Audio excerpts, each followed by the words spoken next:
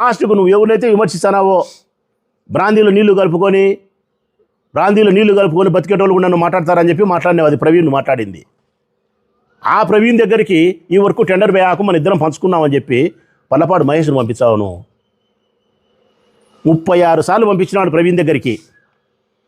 ఈ సెట్టిపల్లె వర్కుకు సంబంధించి టెండర్ వేయాకు, మనం పంచుకున్నాము, నీకింత నాకింత, నేను వర్క్ తీసుకుంటా, అబోవ్ వేసుకుంటా, నీకు లెక్కిస్తా అని చెప్పి వాళ్ళు ఇనుకోకుండా టెండర్ వేచే అందరూ వేచే 29% లెస్సుకు పోయింది. అది ప్రవీణ్ విమర్శిస్తున్నావు. బ్రాందీలో నీళ్లు కలుపుకుంటాడని చెప్పి మాట్లాడుతీవి. మరి అదే బ్రాందీలో నీళ్లు కలుపుకునే మన దగ్గరికి టెండర్ వేయాకు రాజీ పడతామని చెప్పి ఎందుకు వినావు? ఎందుకు ప్రొద్దుటూరు సంబంధించిన చాలా పనులలో ప్రవీణ్కు నువ్వు కప్పం కట్టినావు? పని నువ్వు తీసుకొని 5% అబోవ్ వేసుకొని లెక్క ఎందుకు ప్రవీణ్ కట్టినావు? 40 సంవత్సరాలని నా రాజకీయ అనుభవం అంటున్నావు. నీ రాజకీయ అనుభవం 40 ఏళ్ళు అయితే ఆ పిల్లోడు ప్రవీణ్ పుట్టి 40 ఏళ్ళు కాలే.